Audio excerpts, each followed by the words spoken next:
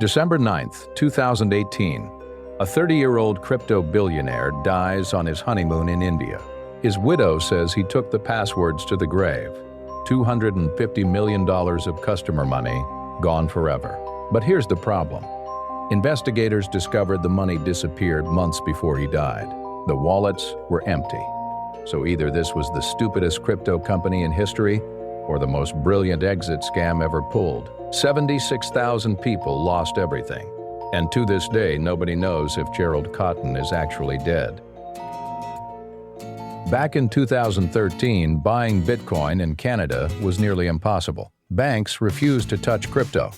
Foreign exchanges looked sketchy. Wire transfers disappeared into the void. That's when Gerald Cotten saw an opportunity. He launched QuadrigaCX as Canada's first trustworthy crypto exchange. Local banking, responsive customer support, a young Canadian face you could trust. While other platforms operated from shadowy offshore locations, Cotten positioned himself as the safe choice, the regulated alternative, your friendly neighborhood crypto dealer, and it worked. People loved him.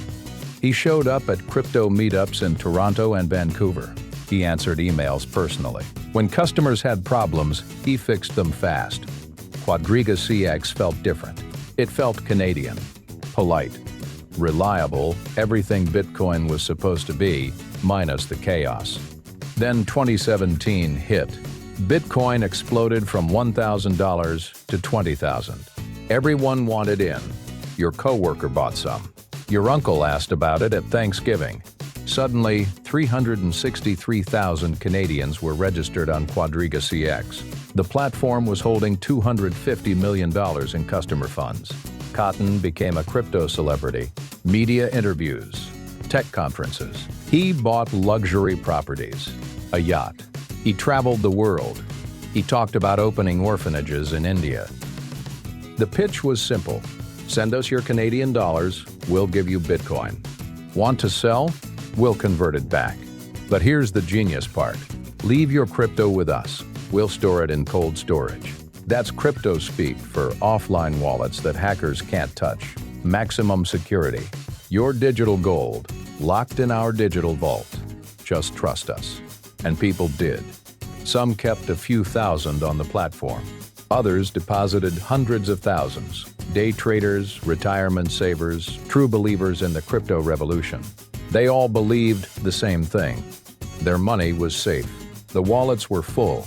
Cotten was one of them. Why would a fellow crypto enthusiast screw over his own community? By late 2018, QuadrigaCX was Canada's largest crypto exchange. Cotten was living the dream. Private jets, designer watches, a life most 30-year-olds couldn't imagine. From the outside, it looked like he'd built something real, a legitimate business in an industry full of scams. But nobody was checking under the hood.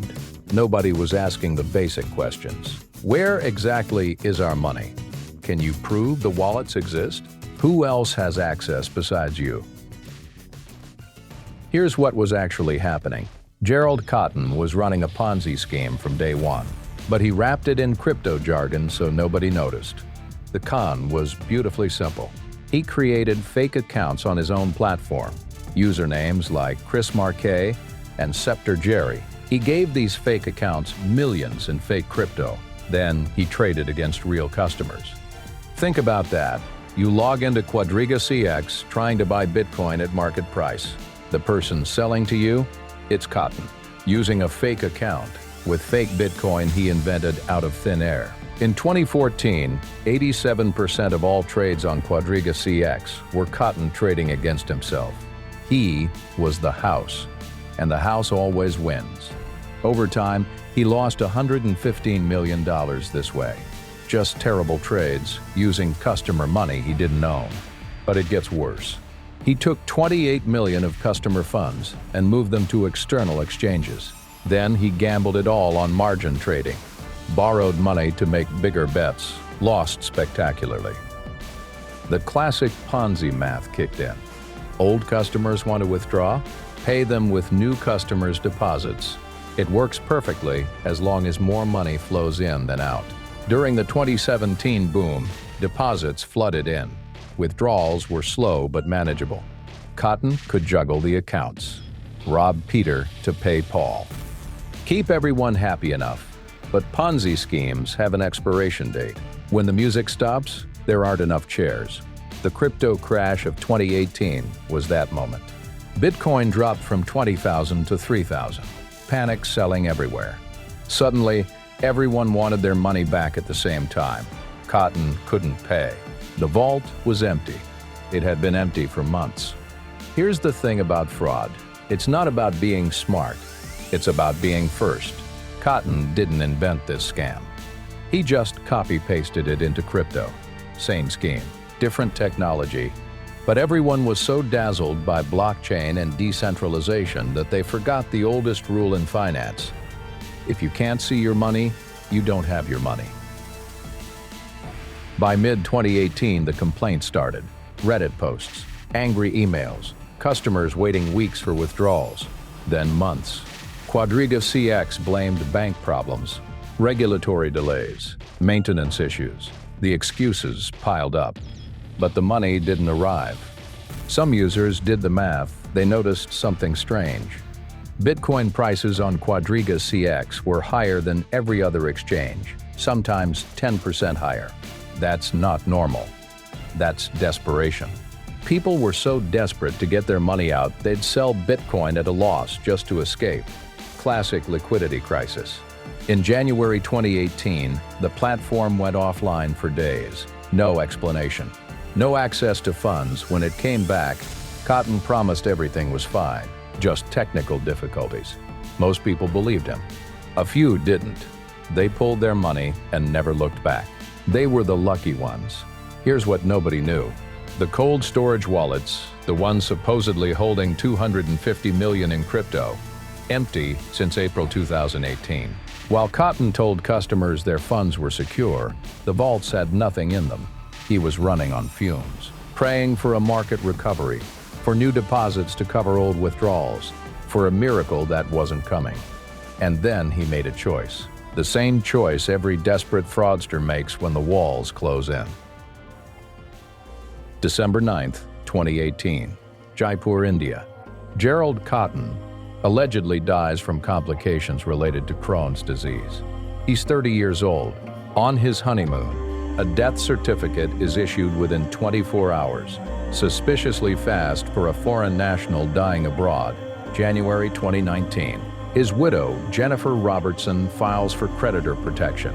She delivers the news. Gerald was the only person with access to the cold storage wallets. The passwords died with him.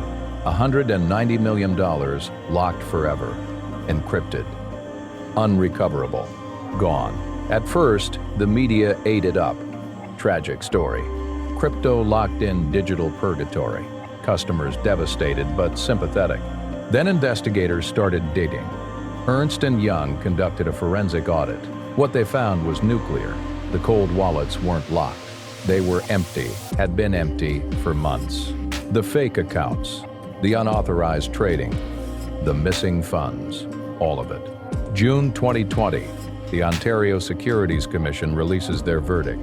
QuadrigaCX was fraud, a Ponzi scheme, an old-fashioned con wrapped in modern technology. 76,000 customers lost $214 million Canadian dollars.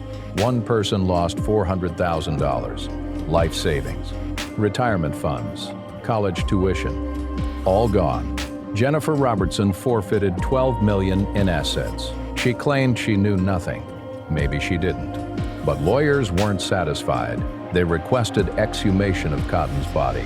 Too many red flags. The convenient timing, the quick death certificate, the India location far from oversight. The request was filed, but the exhumation never happened. To this day, nobody knows for certain if Gerald Cotten is actually dead. So what do you do with this? How do you not become victim number 70, 6001? 4 lessons. First, not your keys, not your crypto. This is the golden rule. If you don't control the private keys, you don't own anything. Exchanges are not banks. Keep funds there only while actively trading. Hours, not months. Everything else goes into a hardware wallet you control. Cost?